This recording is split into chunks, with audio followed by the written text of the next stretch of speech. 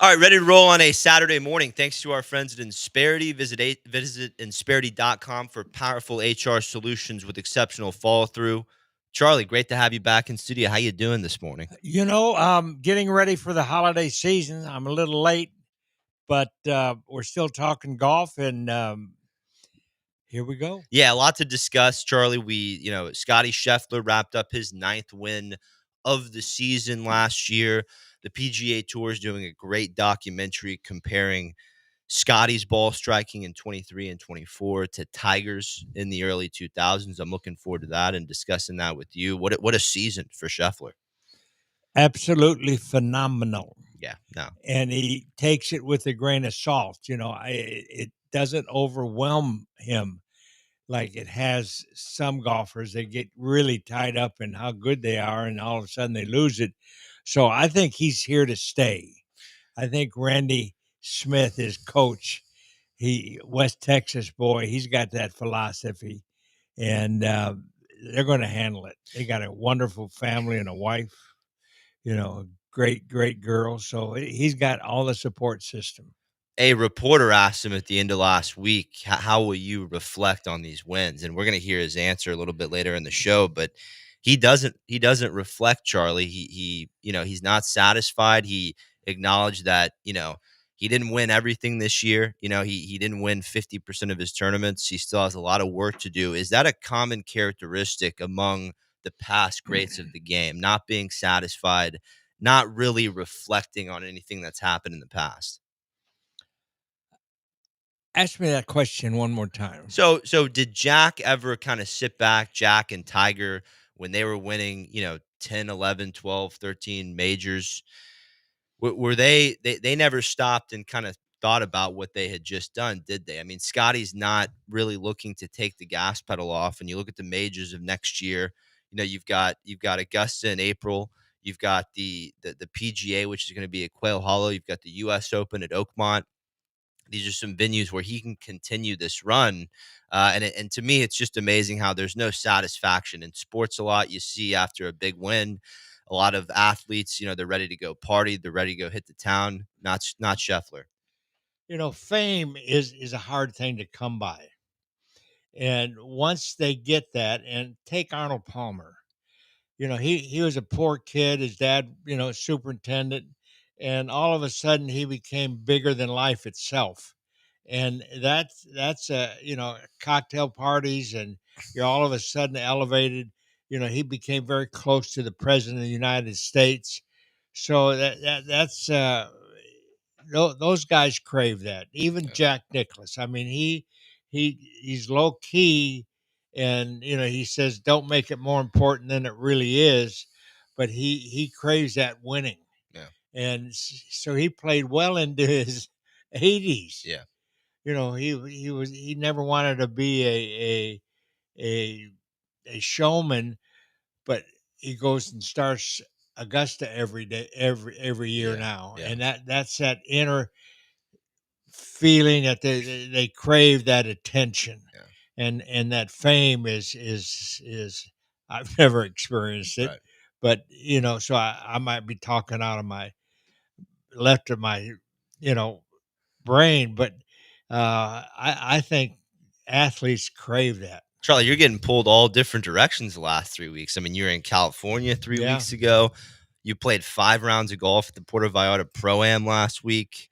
You've had quite a last month heading into the holiday season. I have, and it's our off season, and my game has deteriorated to the point where I've got to start out in 2025 looking for a golf swing. And but I still enjoy being out there with the boys in Puerto Vallarta. Billy Sitton.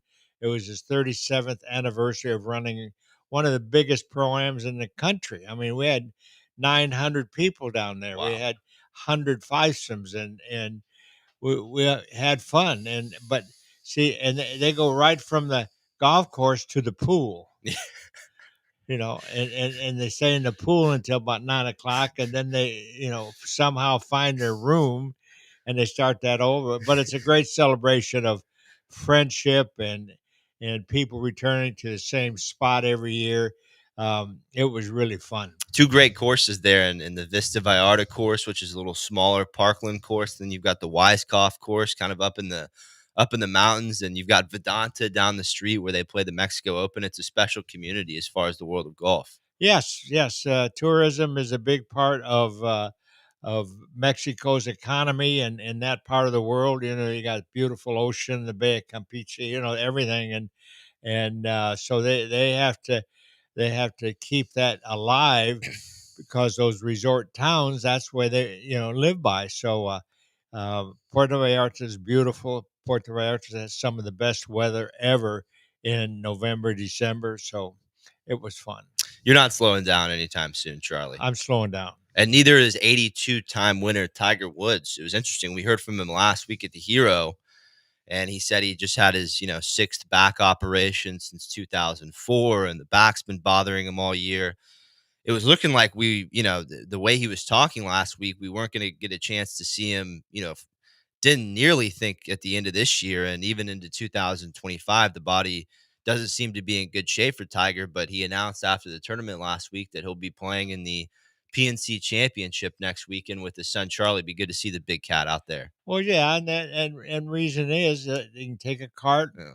just 36 holes. It's fun with his son, Yeah. and so I admire him for doing that, and he enjoys it. Yeah. He enjoys seeing Charlie, his son, turning into the golfer that that he wants him to be. Yeah. Uh, for Tiger, oh, where were we? Where were we going with that? As far as Tiger and what we saw last week from him at the Hero, he just extended his deal with Hero in that tournament for another 10 years into 2030. Remember what I was going to ask you? Tiger's starting up this TGL league, which we've talked a lot about. It's going to be an indoor simulation league every Tuesday on ESPN starting January 7th. Last week, Charlie, I was talking about how when Jack Nicklaus, Gary Player, and Arnold Palmer went to the Champions Tour, that immediately got coverage on ESPN National. When Tiger turns 50 in almost a year now, do you think that that the Champions Tour will regain that coverage on the national programs? We're just going to have to wait to Yeah. see. I really don't know how they're going to do that, and now they're shrinking their product. Like you were telling me this morning, instead of 144 guys playing every week, you're going to 100. So it's still in a turmoil, and Yeah. we don't know where it's going to end. No, we don't. We don't. There was some murmurs this week from Bloomberg, the business publication, that the PIF and the PGA Tour are coming together for a deal that's going to see the Saudis get about 6% of the PGA Tour. Once again, that's unconfirmed. We've heard multiple rumors week after week. The game needs to come together. I think we're going to be off to a good start this Tuesday, Charlie, as Scotty Scheffler and Rory McIlroy will face off against Brooks Koepka and Bryson DeChambeau in a match. And Golf Digest came out with their monthly publication this week, and they're kind of marketing it as the game coming back together. But there is no vision in sight as far as when we're going to see these guys together in a real competitive tournament besides the majors. Besides the majors, It's kind of hard to really imagine being in this shape, and the new season is just right around the yeah, corner, and we don't know where we are. So they've got to hurry up and get the table set, and let's go. yeah. And that's what I'm looking for. I think that if I were to guess, Charlie, I think the PGA Tour would give Live Golf this time of the season if Live would They're agree. not going to give anything to anybody without getting cash. Yeah, yeah, but I don't think the tour is interested in having Live as part of their spring schedule and Live tournaments be woven in between the spring and the middle of the Arnold Palmer Invitational and the Memorial and the majors. I think they want to give Live the fall, but no one wants to be in the fall because you have football and college football, and everyone wants to be part of the spring, Charlie. Well, I think eventually we're going to have two leagues. Yeah. I mean, look at the National and the American League Baseball. Football's the same way. It's grown to that stature. I think this is what's going to happen to golf. We're Well, going to have 2 leagues. well. Well, they listen. Liv's not going to get world number one, and this guy Scotty Scheffler, he's on to some kind of run. I mean, once again, capturing his ninth win of 2024 last week. 9. 9. Joined Tiger and Victor Hovland as the only players to win in back-to-back fashion at the Hero. And then Wednesday, the PGA Tour announced, to none of our surprises, that Scheffler is the 2024 Player of the Year. Here was Scheffler when asked to reflect on a season that included a green jacket, a Players Championship, and an Olympic gold medal. Yeah, I mean, I'm never really good at that kind of stuff. I really do my best when I stay in the present. I've had, it's been a fantastic year. I'm very grateful for the season and grateful for the wins, and it's been a ton of fun. But at the end of the day, we go home. I'm looking forward to doing stuff that's not golf.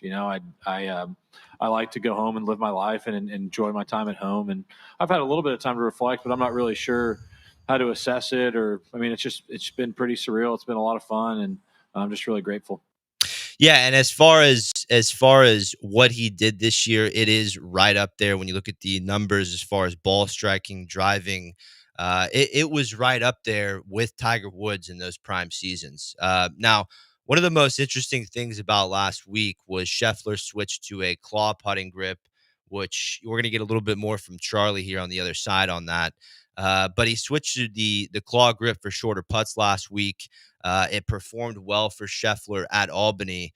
And we're gonna inquire with Charlie about whether that's something he teaches, whether he thinks Scheffler continue to roll with that.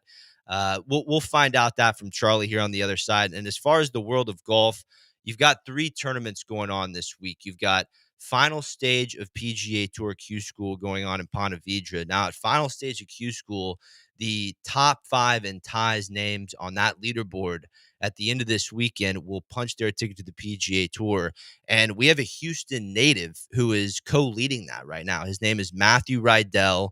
He's a young player out of Vanderbilt that was a Valedictorian at Stratford High School here in Houston. And, he had a great year on the Korn Ferry Tour, which is the PGA Tour's AAA. So we're going to hear from some sound from Rydell after his second round yesterday. Once again, he is tied in the lead at 3 under. Horrible weather in Ponte Vedra, super high scores. So we'll get to Q School. You have the Alfred Dunhill Championship. That's the DP World Tour's fourth event of their 2025 schedule. Marcus Kinnolt leads that tournament by 1 at 13 under. And then you have the mixed Grant Thornton invitational going on in Naples right now, where Jake Knapp, Patty Tavatanakit lead by 1 at 14 under. You have a lot of great players there at the Grant Thornton. Akshay Bhatia is playing with Jennifer Kupcho. JT Poston's playing with Maja Stark. Tons of great. Jason Day is playing alongside Lydia Ko. Daniel Berger alongside Nelly Corda. Ton of good stuff there going on at the Grant Thornton. We got to take a quick break. This is the Charlie Epps Golf Hour presented by Insperity, HR that makes a difference. Back after this.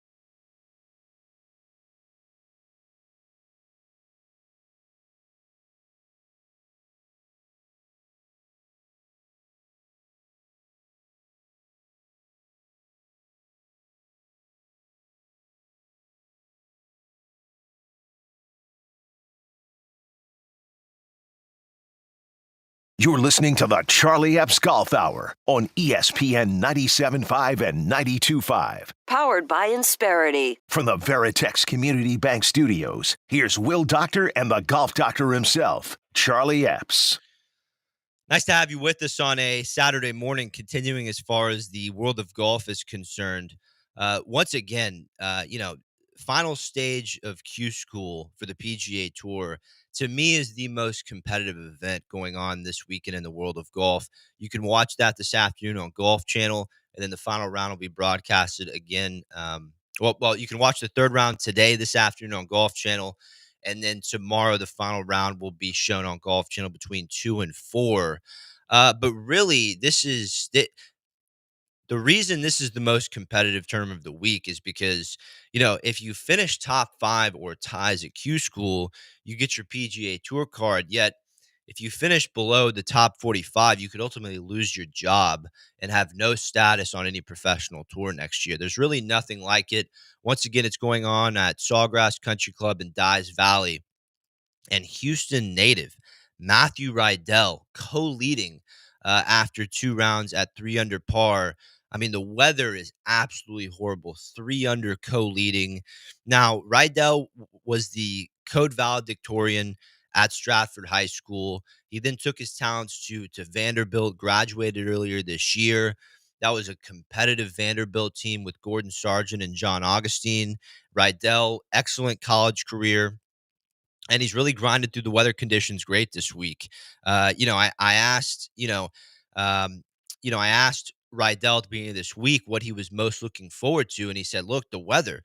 The more the wind gets up, the more I'm used to it. In Houston and in Texas, we have a ton of wind." And he echoed those statements after round 2 in his interview. I've just growing up in Houston, we've kind of always had a little bit of wind. I feel like I play pretty well in the wind too, and just tough conditions. We played a lot of tough amateur events too in some wind, so I like it. It suits me well. I'm a good ball striker and can kind of flight some shots and get creative with it. But no, I like that. I'm looking forward to seeing what Rydell can do this weekend. You also have a guy, little known, Corey Sean. He was leading after day 1 of Q School. He opened with a 9 under 61, which was a course record at Dye Valleys. Corey Sean, he struggled on day 2, shooting a 6 over 76. But, due to the terrible weather conditions, Sean is still tied at the top heading into the third round. Here was Corey Sean after round 2. I mean, just to have the opportunity means a lot. Coming into this week, you always know that 5 cards is kind of a long shot. It's not to say that you don't think you can do it on a really good week, but it's at the same time, it's statistically really tough to do. So I think as a result, it just becomes a little bit more patience and accepting. It was extremely difficult. The conditions were really tough. It was windy. It was cold. It was probably tougher than I expected just based on the weather forecast. But despite all that, it's like you still got to go out there and try to shoot a score. I didn't play my best. It was not my worst, but at the same time, just so easy to rack up bogeys out there in today's weather. And I just felt like hopefully I can clean up a couple things, hit a few more greens, but it was just a really tough day. And at the end of the day, if you're still in contention for 5 tour cards after 2 rounds, it's a good spot to be in. Charlie, we just catching you up here. Matthew Rydell. Now, we just heard from Corey Sean. This guy shot 61 on day 1. He's still co-leading after the 6 over 76 because of the weather conditions. But you've got the once co-valedictorian of Stratford High School, Matthew Rydell, and a share of the lead at Q School. And he went to Stratford, then took his talents to Vanderbilt. So you've got a little Houston action going on at final stage of Q School, which is great.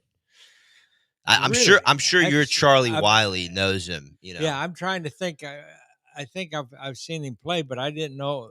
I knew he went to Vanderbilt, but I didn't know that turned pro. Sounds good. Sounds good. No, but that other gentleman you were talking to, interviewing or listening to his interview, I don't think he's going to finish. He's really nervous. You can see it, hear it in his eyes, or see it in his face. Whatever you want to say.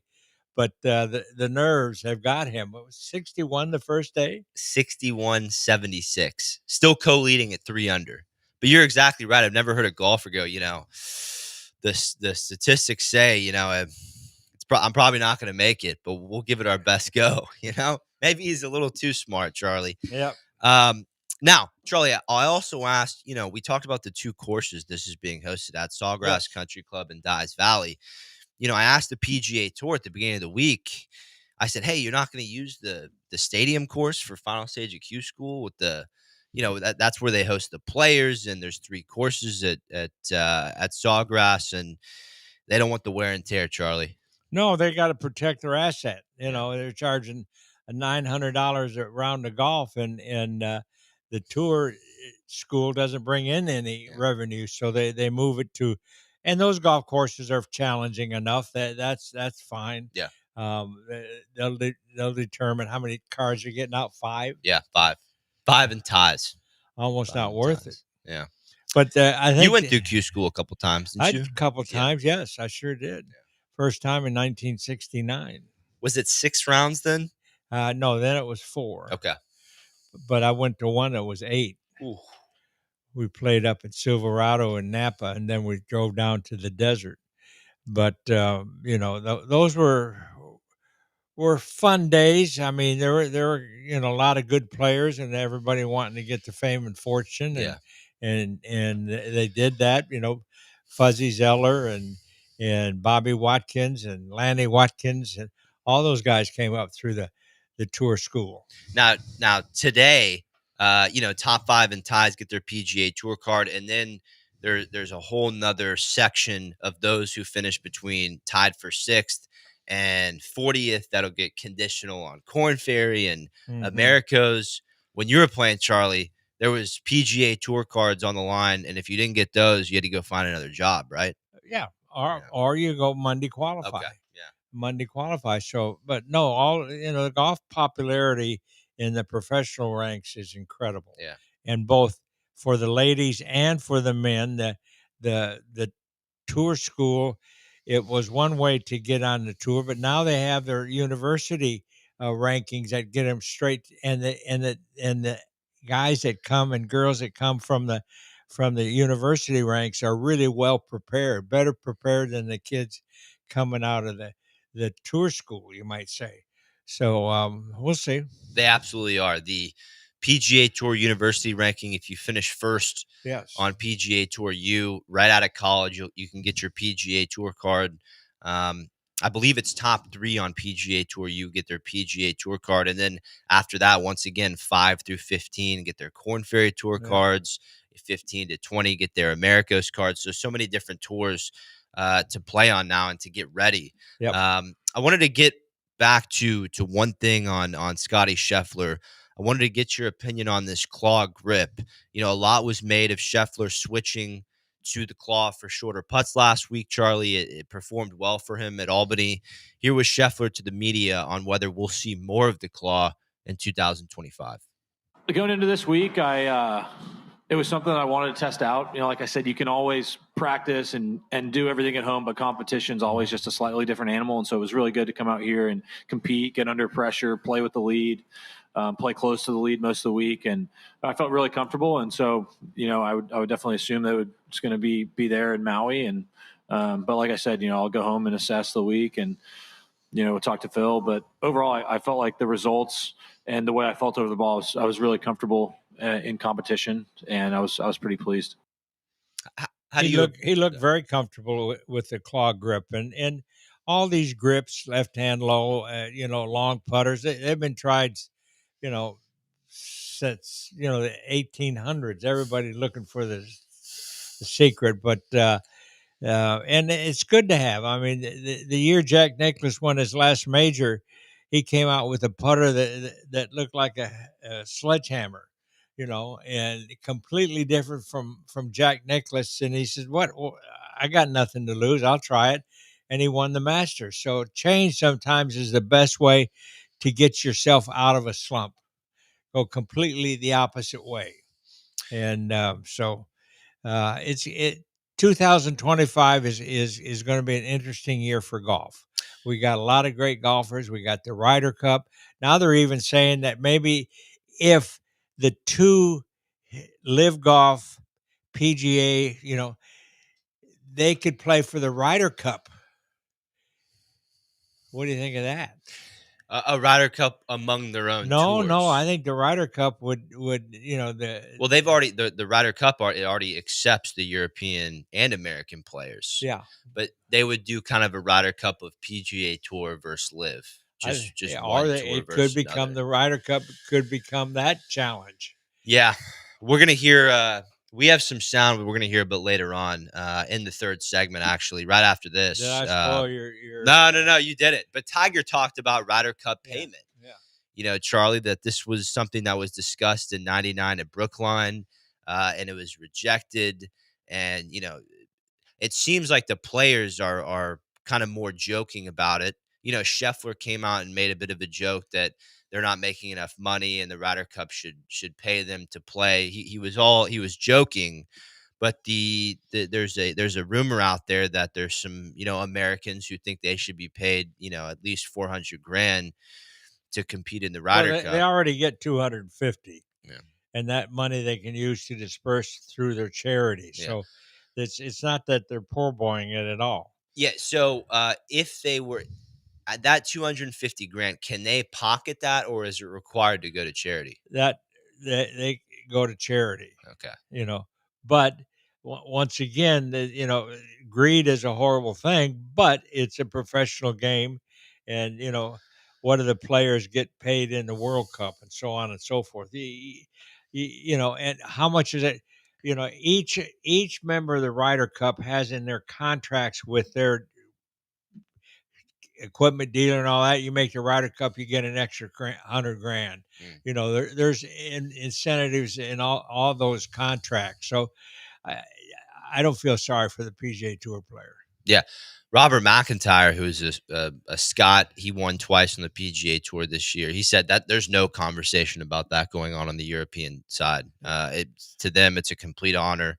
They talk about Sevi. There's no there is. Do you know if the European side gets the same kind of payment there? Is it 250 grand? Yeah, Wow. A couple lies being told.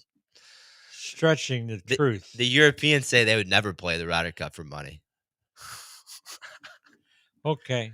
We got to take a quick break. On the other side, we'll hear from Tiger on a little bit of Ryder Cup payment. We'll hear from Tiger on the PGA Tour and PIF, and we'll hear from Tiger about PGA Tour card reductions. We'll also get to your questions here on the other side of the Charlie Epps Golf Hour, presented by Insperity, HR that makes a difference. Back after this.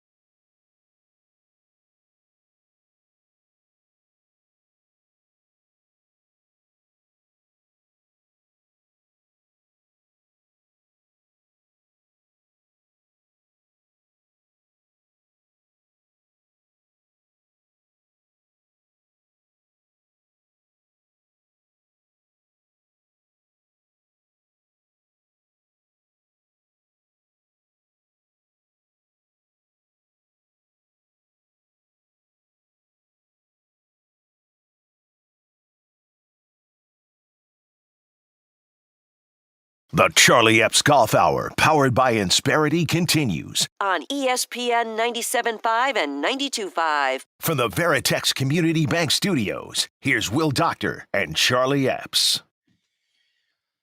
All right, couple things on Tiger here. He did a lot of talking last week at the Hero World Challenge. Number one, as we were talking about in the second segment, is the idea of players getting paid to play in the Ryder Cup. It's never happened. As Charlie said, players do get $250,000 for the charities of their choice.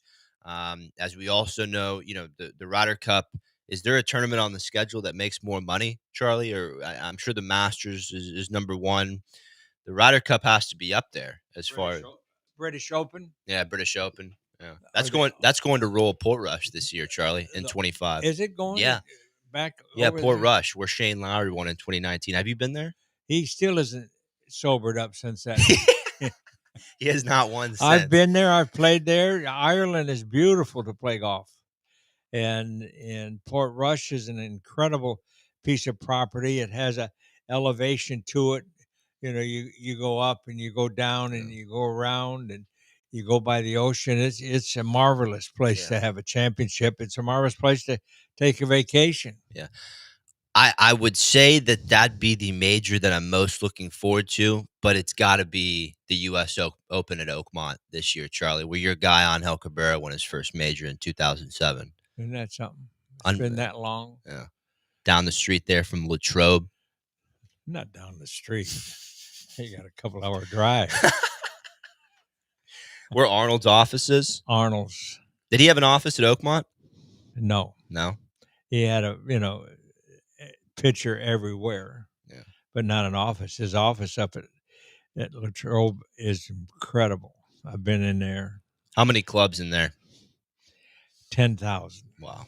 He's got a garage full of everything. Yeah. Memorabilia. He was the man. And Arnold didn't let anyone work on his clubs. He worked on his own clubs, didn't he? Yeah. I don't think you see that too much today. No. They just said, give me a new one. Yeah. Will Angel have an exemption to the U.S. Open this year since he's a past champion at Oakmont? No, his exemption is winner of the U.S. Open is 10 years. Okay. Now, what's the deal? Champions Tour. He won in 2007, so 2017 was his last year. Interesting. I'm surprised that at the venue that he won, wouldn't be given an exemption in there. I was very surprised to see him playing in Champions Tour Q School last week, and he's just trying to increase his percentages to be 100%, exempt to all the tournaments, which he's not. So he came up and tried it and missed it by 2, but only 5. What is the deal with that? A Masters champion and a U.S. Open champion.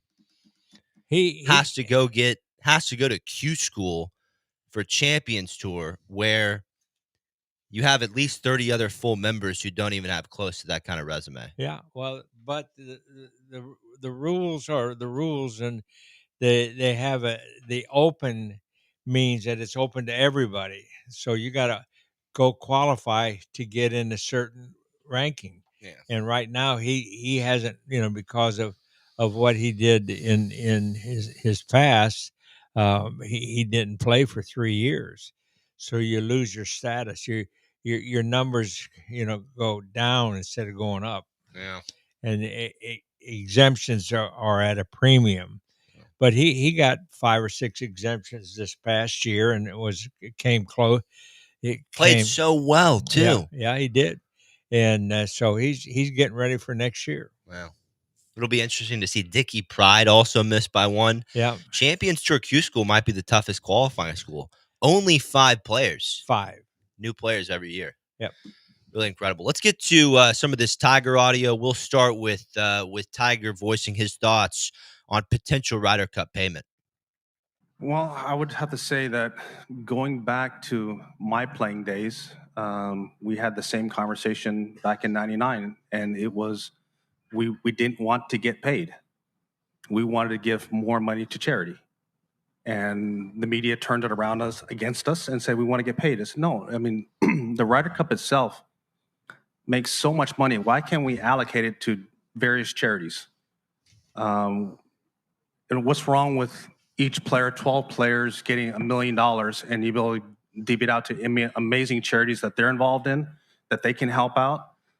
It's their hometowns where they're from, all the different junior golf associations or endeavors that the members are involved in. It's never really been about getting paid. Is how can we allocate funds to be able to help our sport or help things that we believe in back home? Because it's so hard to get onto that team. There's only 12 guys. What's wrong with being able to allocate more funds? So do you think, again, now the issue is one of messaging, that the players should make it clear whatever money they get will go to charity? I hope they get $5 million each and donate all of it to charity, different charities. Okay, right? I think it's great. What's wrong with that? They could create a little NIL charity, Charlie. They could create a little fund for the junior golfers already profiting on NIL. But yeah, there's Tiger on. How does that work? How does that work for the guys football players that go and they get a year and they get $1 million? You know, like at University of Texas, we've got the Manning kid. Yeah, making $5 million a year. Yeah, is that what he's? I think he has the second largest NIL contract to Bronny James. Well, Bronny's in the NBA now, but that was I know last year we'd have to get a football guy in here to talk about what's going on in the world of football. I know last year Bronny James, I think he made $7.4 million in NIL, and Arch was second at $5 million. And as far as the world of football, I don't know how it all works there. As far as golf, I can tell you, I've talked to a couple guys from Baylor that have NIL deals, and they get there's financial service companies in Waco. They've got car dealerships that want to do deals with them. The local Chevy dealership in Waco has an NIL deal with the entire team. So the whole team wears the dealership logo on the side of their hats, and the money that Chevy is paying to Baylor gets divvied out among all the players, and that would be a fair NIL deal for the entire team. But then let's say another Waco financial service company came in to John Kiefer, who's now in PGA Tour Q School and is probably going to be on the PGA Tour next year. If they told John Kiefer, Waco financial company, hey, we want to give you $1 million and create a couple social media posts, put our logo on your bag, and it's a done deal. And same with golf club companies. We haven't even talked about golf club companies. They're the ones that are putting in the most into the NIL in golf. TaylorMade, Titleist. What does NIL stand for? Name, image, and likeness. So college athletes making a profit on their name, which is only fair. Yeah, of course it is. I mean, you look at big time names like Reggie Bush and Johnny Manziel. I mean, these schools made hundreds upon millions of dollars off their name. They didn't get a cent. In fact, Reggie Bush got his Heisman Trophy taken away for a period of time because I think don't quote, it was either autographs or I'll have to confirm that. He did something to kind of break the old rules as far as, money getting paid to players, but then they gave it back. They gave it back to Reggie. But anyways, it's a crazy time. Blades Brown, who's a 15-year-old, he made the cut at a PGA Tour event this year. He still has 2 years left until college, and he's got deals with Travis Matthew, Callaway. I mean, incredible. I'm sure your Charlie Wiley could get it. I'm sure they're getting offers left and right. Once again, unconfirmed, but it's quite a team they have there up at TCU. Yeah, they're putting together a pretty good team. Yeah. It's Yeah. So yeah, Ryder Cup, Tiger. We'll see what happens there. Yeah. As far as the payment, Tiger also spoke. We're all waiting for this deal to come together between the PGA Tour and the Saudis. It's not going to be a full merger. Everyone's using the word merger. What sounds like is the most that's going to happen is the PIF is going to get a 10% stake in the PGA Tour. Let's hear what Tiger had to say about that last week. Well, I think that all of us who've been a part of this process would have thought that it would have happened quicker than this. Even if it did, we're still at the regulations of the DOJ saying it's giving us ominous dominus that it'll go through. So even if we had gotten a deal done by now, it's still in the DOJ's hands. But what we wish we would have had something more concrete and further along than we are right now. But things are very fluid. We're still working through it. It's happening daily. From a policy board standpoint or from an enterprise standpoint, things are moving and they're constructive. But yes, definitely moving. Yeah, not much there from Tiger on really any update You think he'll become the commissioner? of the PGA Tour. I think he could. I think if it hadn't been for the scandal, Tiger could have been voted for the president of the United States. What do you think? What do you think about that? Huh? I think if it wasn't for the scandal in 2007 and Tiger would have continued along that path of being invincible, I think he could have run for president one day. Okay. He never made a B in his life. What did Earl always say, Charlie? That he was going to do something bigger than golf. That's for sure. And his foundation is second to none. I mean, Yeah. it's all over the country and it's doing so many good things for a lot of kids that would never have anything. So my hat's off to Tiger. We got a ton of questions to get to, Charlie. We're out of time in this segment. Back in a couple minutes, we'll get to one last quote from Tiger on PGA Tour reductions and then get to all your questions. This is the Charlie Epps Golf Hour presented by Insperity, HR that makes a difference. Back after this.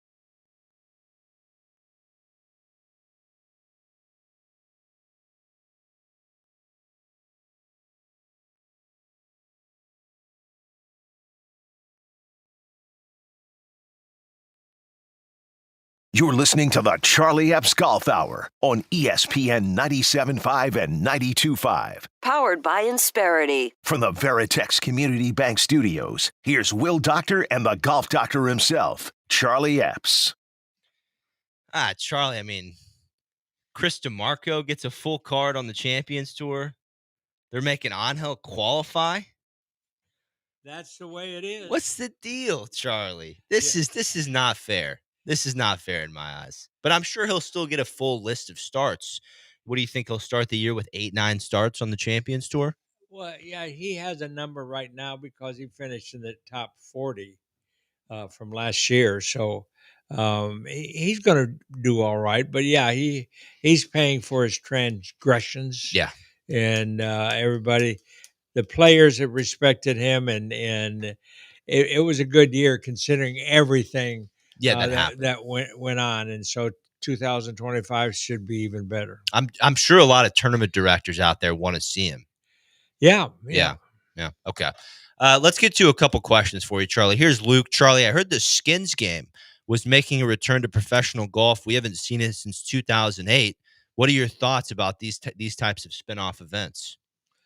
Well, I enjoyed them. I back when, when they started this, call it the silly season, the funny season, they have a purpose in golf because those venues would make money for the local charities, and then they would show the game in a different light, and have match plays, and so on and so forth. So I thought it was good for the game. How tough is it, looking back in the early 80s when the Skins game first started with Gary Player and Arnold Palmer and Fuzzy Zeller and Raymond Floyd, Lee Trevino, those were all such great personalities. Yes. And they all had their own individual identity between Lee Trevino, Arnold Palmer, Jack Nicklaus. Charlie, a lot of field at the top players in our game today.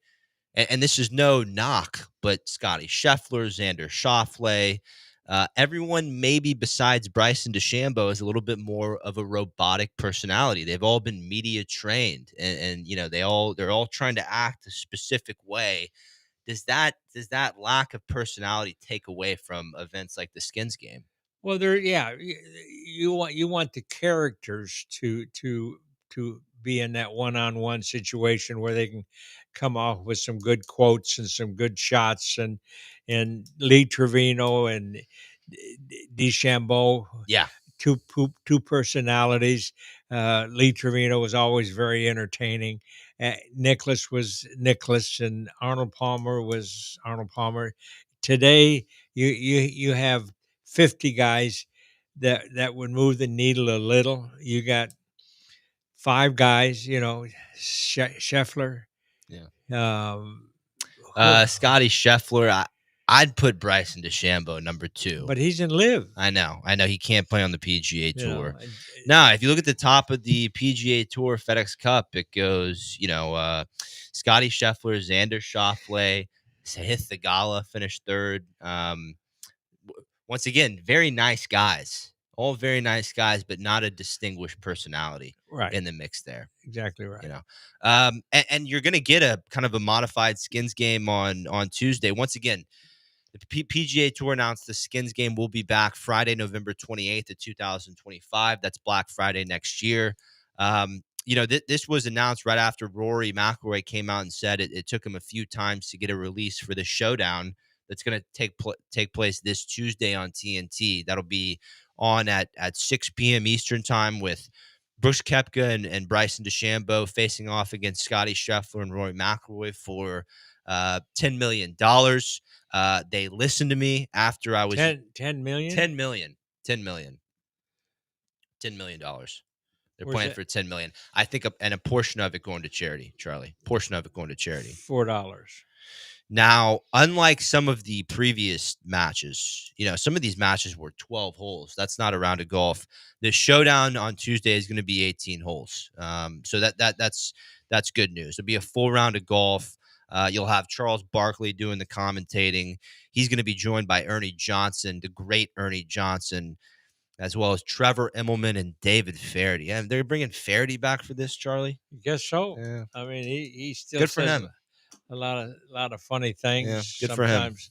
Good for him. Now, yeah, let's get to another question here. Let's get to Murray. Charlie, trying to pick out some new wedges to buy over the holiday season. How do you pick between all of these different brands?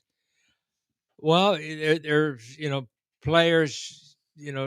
Today there's what, four major.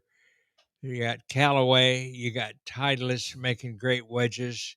Uh, Ping, Ping is TaylorMade. outstanding, TaylorMade.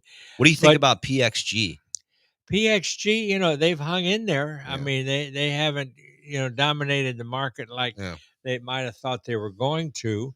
But now, see, the trick of this is all manufacturers in every area have fitting days, and they'll go to daily fee golf courses like Golf Club of Houston and the range, Yeah. and people can go out and Westwood, Gus Wortham. yeah, can go out and try them.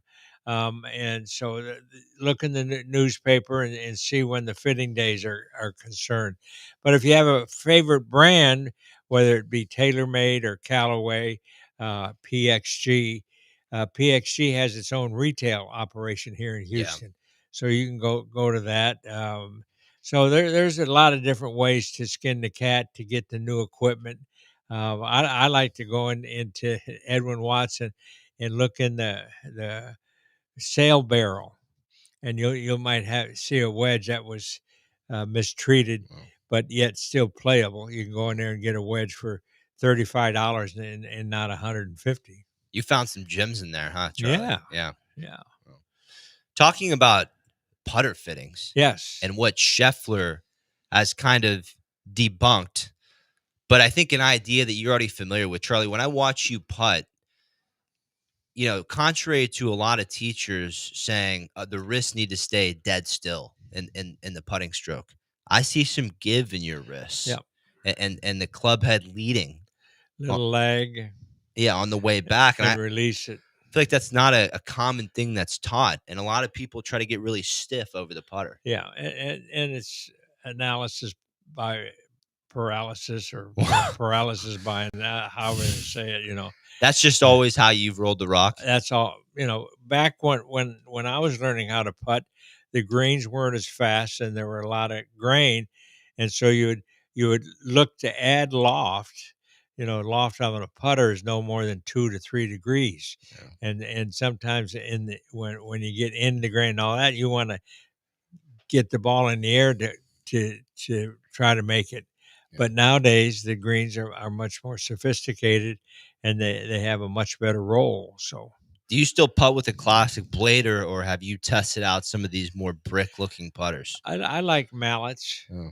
Mallets are good, but if you take, for example, you go over to Memorial Park today, they reconditioned that golf course. The Memorial Park putting green is one of the wonderful putting greens in municipal golf, and you can go over there and try off your different putters and the different ways of hitting the ball at, and how much loft. If you go from 2 degrees to 4 degrees, if you get a lot of loft, then you want to de-loft it. So it's a science, but it's part of the game, and you can have fun with it. One more from Kane. Hey, Charlie, I was playing a game yesterday at the golf course, and on the third hole, my ball plugged in a greenside bunker. I tried to take a drop, but my playing partner said I had to play it as it lies. I don't think I'll be playing with him again. What are your thoughts? This guy. Well, the rules, the bunker is a hazard, first of all. And so you don't get the embedded ball rule in a hazard. You just got to play it like it is, or if not, with penalty, take it out of the hazard and drop it no closer to the hole within 1 club length. And that's a fair rule in golf that allows you to circumvent your mistakes. So I would do that. And as far as your buddy is concerned, he was right. You can't move the ball in a bunker, and so when you're plugged, you get a little bit more steeper on it. And gets steep. is the face square or open? No, well, that's a good question. You get a lot of people that you close the club face too much to let the toe dig, and that'll help get the sand out, because you want to get the sand around the ball out of the bunker, and that sand will take the ball out of the bunker. Got it. Does that make sense? No, it makes complete sense. Very good. Makes complete sense. I come at it with a little bit more of a square face. Yeah. I'm trying to look about 2 inches behind the ball, and really, I don't know if you agree with this, Charlie, but when I'm plugged, I try to. I'm putting a lot of force in behind the ball, but there's not really a through swing there. Yeah, Charlie. Well, because the sand stops you. Yeah. But there's three things you want to get the ball out, get it on the green, and then get it close. Yeah. Realize you made a mistake. Bunker is a hazard, but you can practice certain shots and get good at it. So do some, practicing. Take a bunker lesson this year. Yeah. Not only, should you take a full swing, but also chipping, pitching, and bunker play. Bunker play, greenside bunkers are then fairway bunkers. They're two different animals. Yeah, go get a lesson over the holidays. Yeah. Why not? You got any big plans over the holidays, Charlie? Yeah, I'm not going to do anything. Not going to do it. You staying at home? No, we have a nice Christmas Eve. My wife loves to go to Second Baptist and hear the beautiful music, and that Christmas Eve music is really beautiful. And but you've got your traveling in for the month. Oh yeah, I've done enough. You're done with the airports, huh? Are they getting any better? Do you have any issues? No, I was fine. We had no problem. Customs was fine down there in Puerto Vallarta. Yeah, they were very friendly. They really improved their because tourism has become so popular for that area that everybody's nice. Yeah. Come on, gringo, let's have some fun. All right, Charlie, we'll be back with you next Saturday. We'll be looking forward to that. We done already? Yeah, we're done. 8:58. We got to get out of here. This is the Charlie Epps Golf Hour presented by Insperity. Thank you, Abigail, behind the ones and twos. Abigail. How about Abigail? Rockstar. We'll see you next weekend. You enjoy your donut? I'm about to, yes. And nothing like some good Shipleys. We'll see you next weekend here on the Charlie Epps Golf Hour presented by Insperity. HR that makes a difference.